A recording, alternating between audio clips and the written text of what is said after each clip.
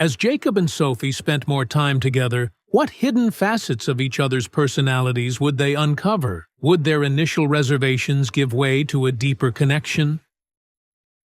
Jacob and Sophie had been quiet for some time now. Jacob was sitting right next to her on the bed and could feel her body heat on his left side. The fragrance of her body mist filled his nostrils, and for a few moments he was lost in thought. He had told Sophie to stop falling every now and then, but now he wanted her to, just so that he could catch her again and feel the warmth of her skin on his hands. Jacob turned his head towards Sophie and saw that she was deep in thought. It seemed that she was still upset, and this feeling wasn't going to go away that easily. He slowly got up from the bed to leave her with her thoughts.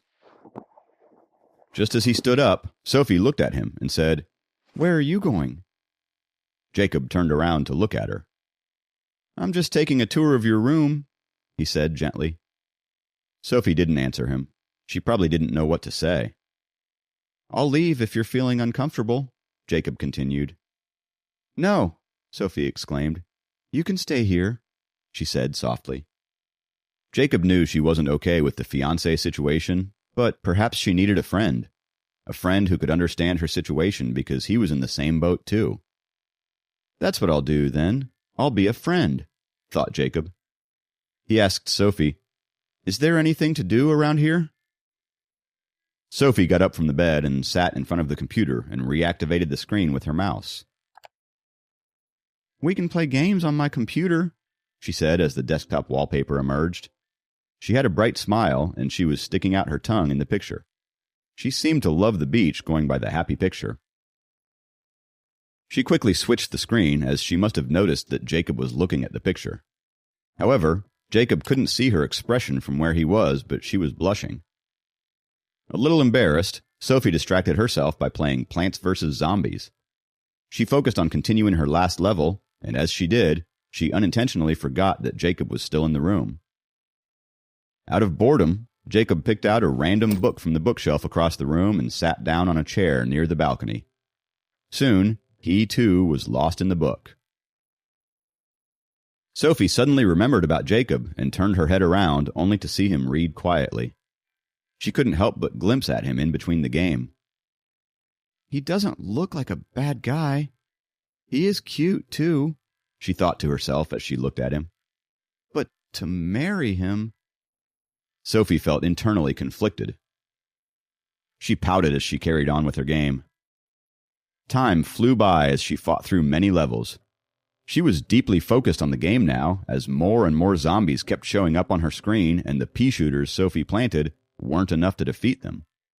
She could do nothing but watch the zombies break through the door.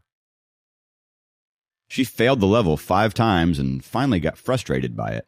She threw the mouse on the desk as if she was mad at her computer. "Don't take it out on the mouse," a voice came from behind her. She turned around to see Jacob standing behind her. When did he get here? She wondered.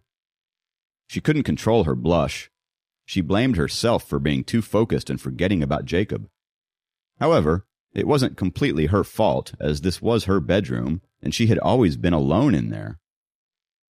Her complete attention was at the game, and it made her forget about her fiancé. "I can't get through this level," she admitted sheepishly. "Plant 2 rows of sunflowers in the back. Leave an empty roll for ice pea shooters in the front. Plant another roll of pea shooters in front of that. Then plant a roll of potatoes. Same in the water, except planting the lotus leaves first," Jacob said. "Pfft, that would never work." Sophie wasn't convinced. "Your way isn't working either, is it?" said Jacob. Sophie pondered over Jacob's idea for a few minutes before she started the level again. She successfully passed the level using Jacob's strategy. "Did it work?" said Jacob, who had returned to his reading chair. "No," said Sophie. She didn't want him to think that he was right. Jacob stood up, pretending to go over and check. Sophie quickly exited the game in panic. However, she bit her lip to control her blush. Don't look at it." Sophie stood up hastily to block his view. She was conscious about Jacob or anyone else seeing her in a swimsuit. Jacob chuckled and teased her. I've already seen the live version. Why can't I see the picture? Sophie gritted her teeth and clenched her fists. She hit Jacob on his chest. Thanks to the loss of her internal core, it wasn't a strong hit. Instead of causing pain to Jacob's chest, it felt like she had put her hand through a wall. Sophie smiled at Jacob's reaction because he was covering his chest and pretending to be hurt. Humph! I shall teach you another lesson if you say something like that again, she said playfully. She then sat down and continued with her Plants vs. Zombies game. Jacob was bored of reading, so he dragged a chair beside her and watched her play. Sophie was, in fact, bored of playing alone, so she was glad he came to watch her. Not to mention, she certainly needed some help with some levels. Plant a chomper here. Here, collect the sun. Here comes the last wave. Get the cherry bombs ready. Jacob kept on instructing on the side. So annoying. I know. Sophie blamed the hard levels as she did what Jacob said. Her hand was moving quickly with the mouse. The two of them were too focused on the screen to realize Helen had quietly pushed open the door a bit to take a look at them, and stood by the door for a while. She had smiled and left in delight after learning that the two of them were getting along. Time flew until they reached the last level, and soon it was time for Jacob to leave. Helen knocked on the door. Sophie paused the game, and Jacob snapped out of the game as well. Okay, enough gaming. Come downstairs, Helen said in a gentle tone. Sophie turned her head to face the door to look at Helen, and then turned to look at Jacob. She suddenly realized they were sitting very close to each other, so when she turned, her face was almost touching Jacob's. She slowly moved away from him, her face turning red as she did. Jacob straightened himself as well. Sophie turned off the computer and hastily walked out of the room as she pretended to be calm. As she climbed down the stairs with him, she wondered, a few days ago, I did not like that guy at all. How come I was having so much fun playing games with him? Jacob was surprised at himself, too. They saw the table packed with delicious dishes when they got to the little dining room downstairs. It's late, and I should get going, Jacob said. Have dinner here, Dracon said in a calm tone. It sounded more like a command than an invitation. Would they keep me for the night, too, after dinner? Jacob thought to himself. But he quickly abandoned the silly thought and sat down.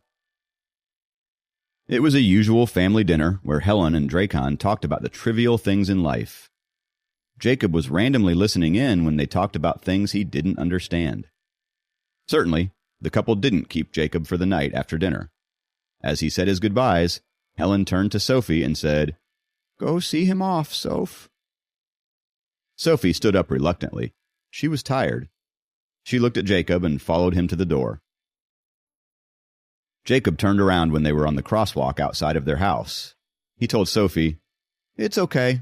You can go back now. Oh, thanks, Jacob. She turned around to go back inside. Sophie! Helen's voice was loud and scary. Reluctantly, Sophie turned back again as she looked at Jacob sadly. Jacob and Sophie walked towards the bus stop 500 meters away without a word. The ruffle sleeves of her white t-shirt and her floral red short skirt was fluttering in the wind. Jacob looked at her and felt attracted to her. He found her sweet, cute, and sexy. If it wasn't for their awkward situation, he would have kissed her, or asked her out at the very least. They reached the bus stop, and Jacob gently asked Sophie to head home. I know you're tired. The day was pretty overwhelming, he said. Yeah.